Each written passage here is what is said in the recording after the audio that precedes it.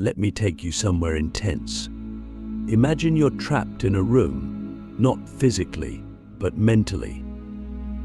Every thought you have, every creative impulse, every desire to express something beautiful keeps getting pulled down by an invisible chain.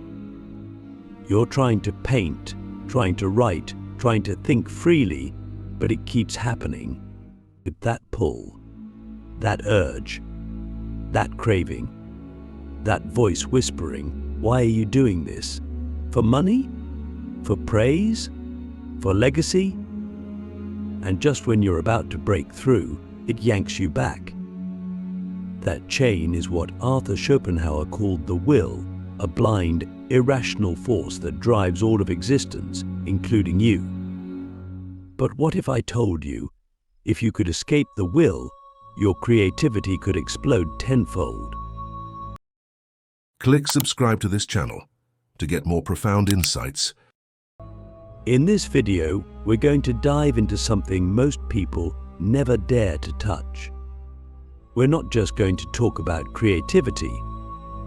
We're going to rip it apart and rebuild it from the inside. We're going to use Schopenhauer, the philosopher of suffering, of art, of renunciation, to hack into your inner world and show you something few ever realize.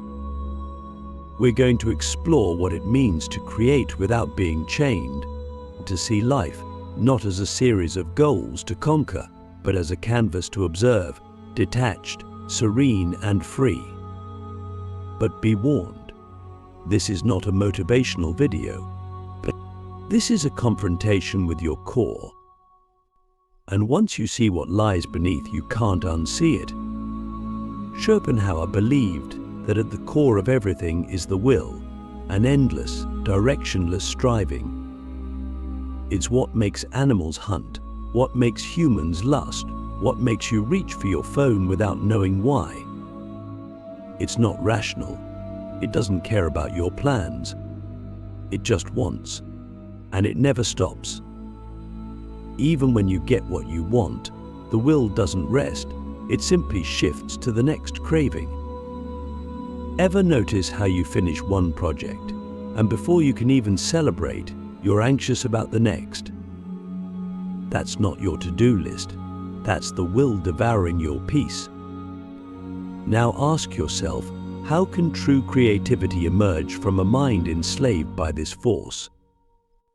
Can you really be innovative when every idea is secretly trying to satisfy your ego, your reputation, your need to be remembered? When Schopenhauer looked at the greatest art, music, painting, poetry, he saw something different. He saw a momentary escape, a detachment from desire. The artist wasn't trying to win. They were observing life like a mirror, not to change it, not to control it, but to reflect it purely. That's the secret. That's where genius hides. You might be wondering, how exactly do we escape the will? Can we really do it, or is this just theory? The answer is terrifying and liberating. Schopenhauer believed that through deep aesthetic experience, through art, music, contemplation, we can momentarily step outside the will's grasp. Not forever, not permanently, but long enough to tap into something higher. Think about the last time you lost yourself in creating something. Time disappeared. Your name, your fears, your hunger, gone. That was a glimpse of freedom. That was you, the real you, not acting under the will, but above it. But here's the twist. Most of us can't stay there. We get pulled back. Why? Because we're addicted to craving, to ambition, to validation. We want to be noticed. We want to be remembered. And that's the will again, dressed in the costume of purpose. Even your dreams, your visions, your goals, they're often just the will tricking you into running in circles. So, how do we outsmart it? Start here. Create without a reason. Paint for no one. Write for no one. think thoughts that no one will read. May. When you do that, something bizarre happens. Your mind stops performing and starts witnessing. You become like a monk staring at a flame, not trying to use it, not trying to sell it, just watching. And in that stillness, creativity floods in, ideas you never planned, images you never constructed, beauty that seems to come from somewhere else. That's not magic. That's clarity. Have you ever asked yourself, what if the greatest art comes not from desire, but from its absence? What if the more you want success, the more you strangle your genius? What if the best ideas are waiting in silence, and you've been too loud to hear them? Schopenhauer was obsessed with music, but not because it was fun, but because it bypassed the intellect. It didn't explain. It expressed. It wasn't about something, it was something. That's why music, he said, was the highest art. It brought the listener into a state beyond thought, beyond ego, beyond will. When you listen to a symphony and feel your soul shift, that's not emotion. That's transcendence. That's you stepping out of the world of craving into the realm of pure being. So what does this mean for you? It means if you want to 10x your creativity, you have to learn how to die, not physically, but psychologically. You have to let parts of you go, the parts that need applause, but the parts that fear failure, the parts that live for likes. Those are not you. Those are puppets of the will. And as long as they run the show, your art will always be a slave. Imagine a world where you made videos, music, poetry, not for views, not for cash, not for fame, but because you had to. Because the beauty was so intense you couldn't hold it in. That's not fantasy. That's what happens when you escape the will. You become a vessel, not a brand. You stop trying to impress and you start trying to express. And in that shift, your work becomes immortal. But the path is not easy. To escape the will is to go against everything society teaches you. You'll be told to hustle, to climb, to compete. You'll be rewarded for noise, not depth. You'll be praised for output, not insight. And if you're not careful, you'll confuse attention for truth. But Schopenhauer reminds us the truth is quiet. It whispers, not screams. It waits in solitude, not in crowds. Let me ask you a question, and I want you to sit with it, really sit with it. If no one ever saw your work, would you still create it? If you knew your art would never be recognized, would you still pour your soul into it? Or is your creativity just a transaction, a way to buy attention, love, approval? These are not easy questions, but they are necessary. Because until you answer them honestly, you'll never know who's really making your art, you or your craving. And here's the paradox. The moment you stop creating for the world starts paying attention. Why? Because real art is rare, real truth is magnetic. When someone sees a piece of creation born from stillness, from detachment, from pure awareness, they feel something ancient. They recognize something they didn't even know they were missing. So how do you practice this? How do you train yourself to escape the will in daily life? Start small. Sit in silence. Watch clouds. Listen to music without lyrics. Write a page without judging it. Let your mind wander. And when the craving comes, the urge to turn it into something, to post it, to monetize it, don't act. You just notice. That space between impulse and action, that's your freedom. Stretch it, widen it, live in it. Next time you create, try this. Make something ugly on purpose. something no one will like, and see how it feels. If you feel fear, embarrassment, discomfort, that's good. That's the will screaming. That's the beginning of your liberation. Because once you stop needing your art to work, it starts to breathe. It starts to surprise you. It starts to become honest. This is a revolution, not of style, but of spirit, not of tools, but of truth. Schopenhauer didn't give us a roadmap. He gave us a mirror, and in that mirror, you see yourself, not as a brand, not as a performer, but as a witness, a silent observer of the world's beauty. And from that place, creativity is not something you do. It's something you are. So now that we've seen what Schopenhauer meant by escaping the will, and how your creativity can flourish in that escape, we need to go deeper. Because this isn't just a mental trick. It's not a productivity hack. What we're talking about is a total shift in consciousness, and a shift so profound that most people never even attempt it. And those who do, they often quit. Why? Because the will doesn't want to be escaped.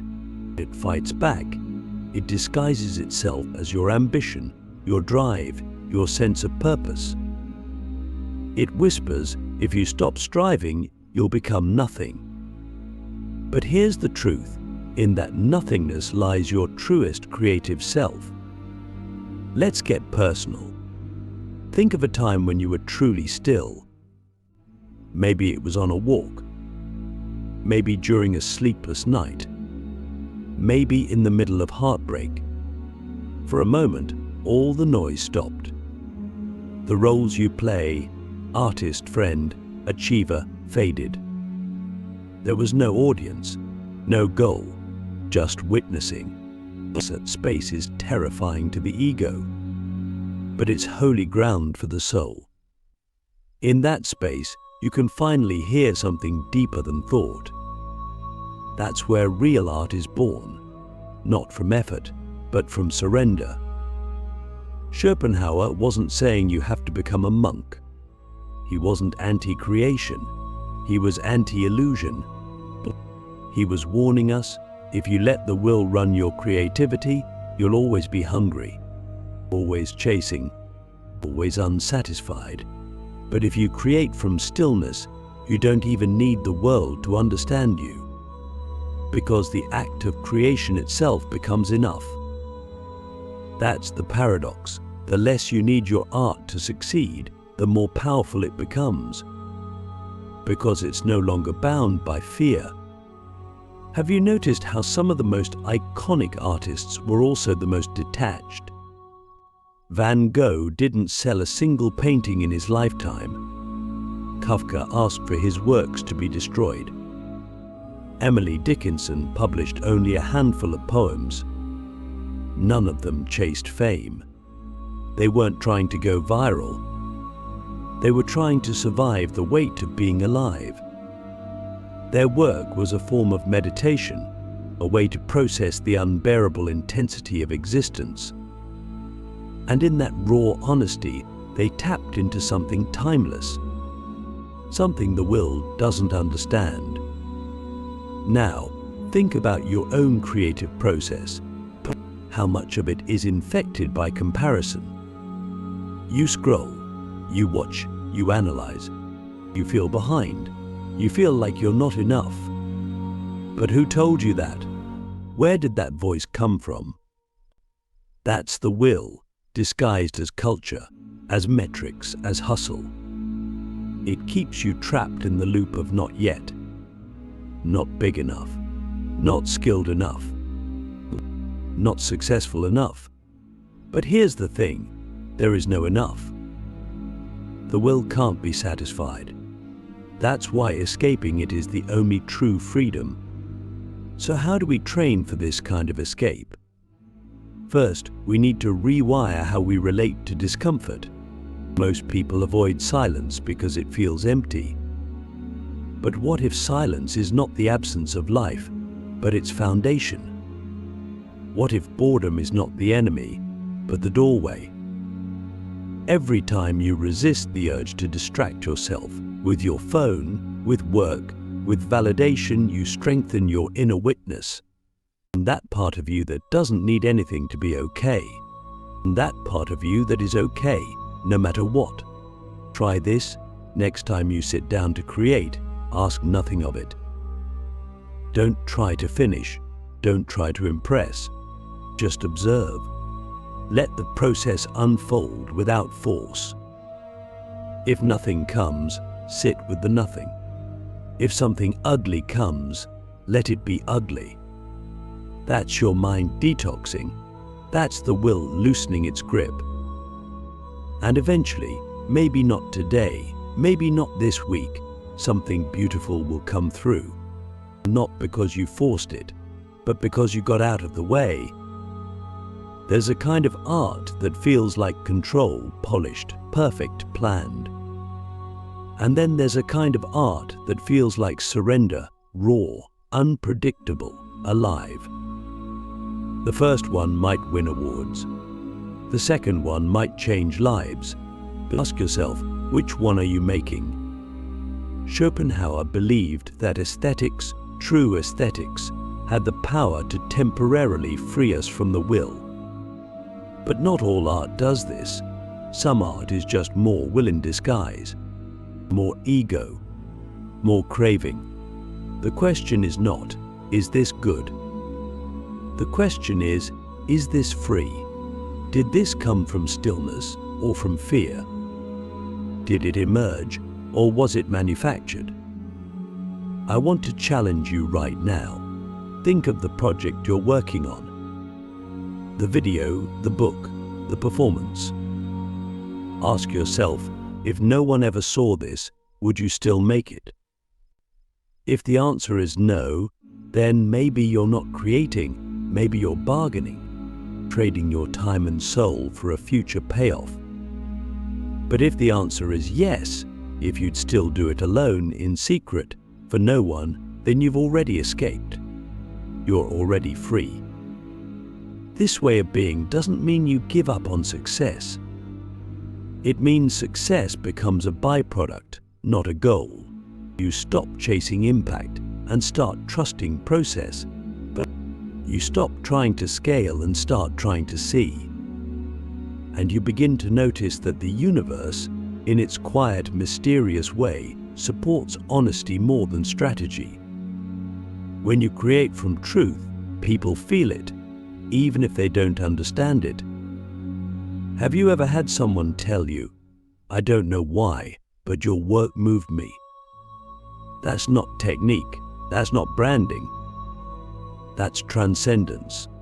That's you channeling something deeper than thought, something that bypasses the intellect and hits the soul. That's what Schopenhauer meant by art as escape. Being at its highest level, art doesn't entertain. It awakens. But awakening is hard. Most people don't want it. They want comfort. They want certainty. But creativity doesn't live in comfort. It lives in risk, in doubt, in the unknown. To go there, you have to stop asking, will this work? And start asking, is this real? You have to be willing to fail publicly, to be misunderstood, to lose followers, all for the sake of something sacred. Here's a brutal truth. Not everyone will come with you. Some will call you lazy. Some will say you've lost your edge. But that's only because they're still trapped, still measuring life in metrics, still mistaking noise for meaning. Let them go. You're not here to please. You're here to see. And what you see, when you escape the will, is breathtaking. You see beauty in the mundane. You see poetry in silence. You see that every moment, even the painful ones, is a masterpiece. And from that place, how can you not create? Not to fix the world, not to explain it, but to honor it, to reflect it, to to love it. So let's get practical. Start a ritual, space where you create without pressure. No goals, no audience, no deadlines, just you and the moment. Journal without editing, sing without recording, sketch without showing anyone. This isn't about skill, it's about connection. The more you do this, the more you'll notice a shift. Your ideas will become wilder, your voice clearer, your joy deeper. And when you do go back to the world, when you do share your work, you'll do it from a different energy. Not look at me, but look at this. Not I need you to like this, but I want you to feel this. That's not just art, that's presence. That's power. So let me ask you the deepest question of all. Who are you when you stop wanting? When the craving fades, when the striving dissolves, what remains? Can you sit with that version of yourself? Can you create from there? Because that's where the miracle happens. That's where the soul speaks.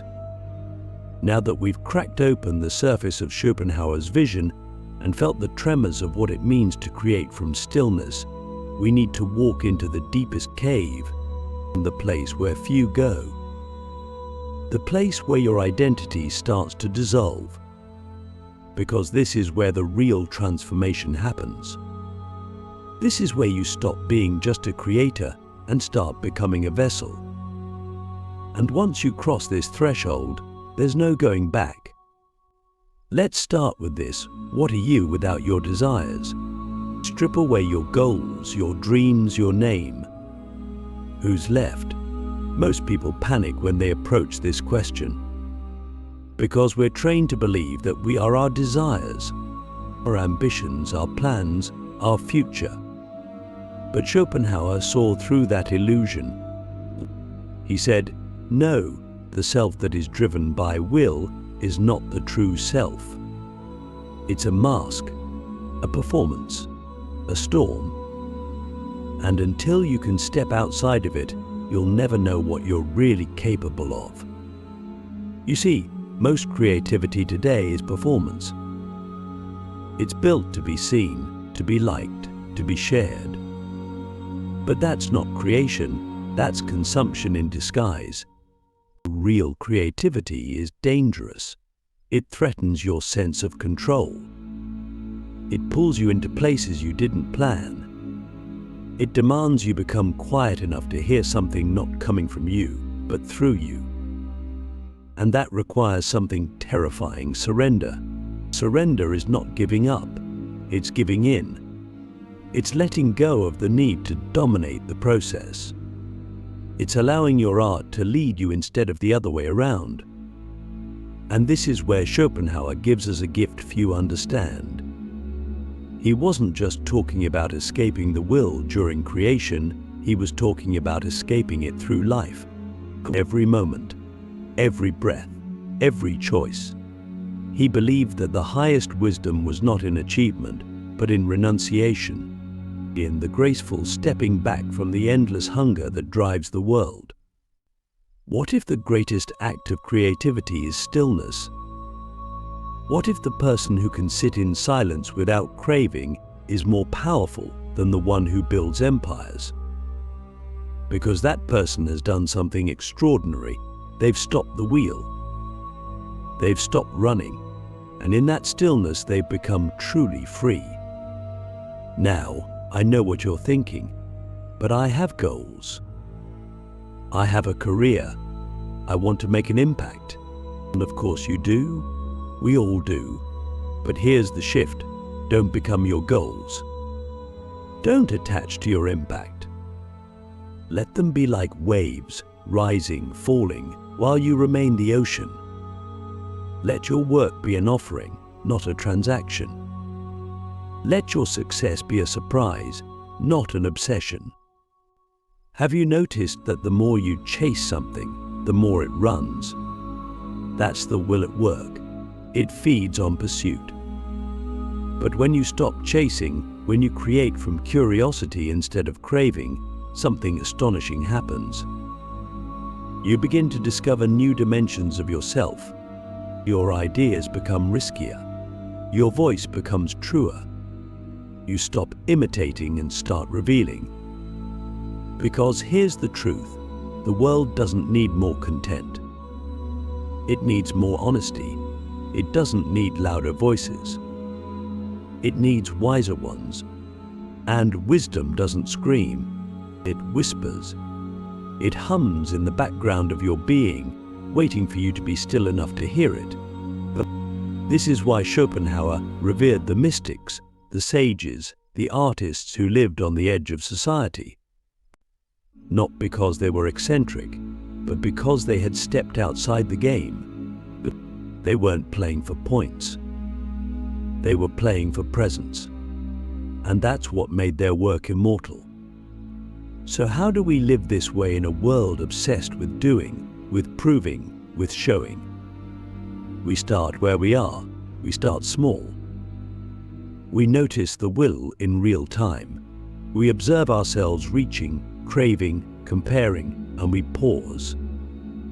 Just for a moment, just long enough to remember, I don't have to follow that thought. That's where power begins.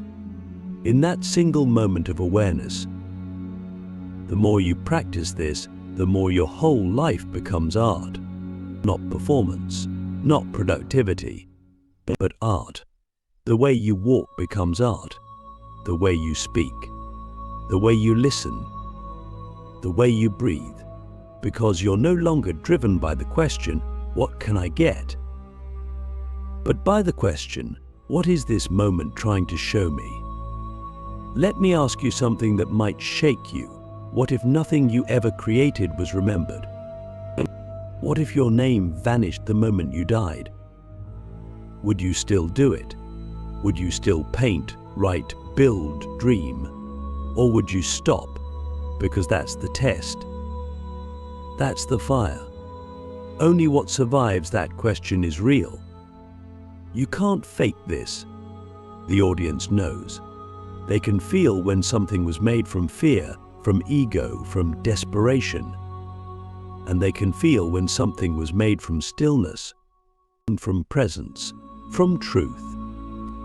You don't have to explain it. It's in the texture, or in the tone, in the silence between the words. And here's the most beautiful part. When you escape the will, life becomes lighter. You stop resisting what is. You stop needing things to happen on your timeline. You trust. You flow. You begin to see everything, even the pain, as part of the art. You realize that nothing is wasted. Not the failures. Not the doubts. Not the days you couldn't create. It's all material. It's all fuel. So what does it mean to 10x your creativity? It doesn't mean doing more. It doesn't mean pushing harder. It means going deeper. It means subtracting, not adding. It means cutting through the noise until only the essential remains. And when you find that, when you create from that place, your work becomes undeniable. Not because it's perfect, but because it's true. This is the kind of creativity that doesn't just entertain, it transforms.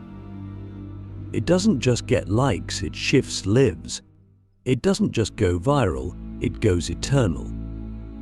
Because it taps into something beyond trends, beyond culture, beyond time. It touches the part of us that remembers what it means to be human.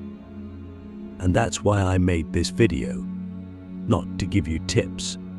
Not to boost your output, but to invite you into a different way of being, a way where your creativity isn't a product, but a practice, a sacred act, a daily rebellion against the noise of the world.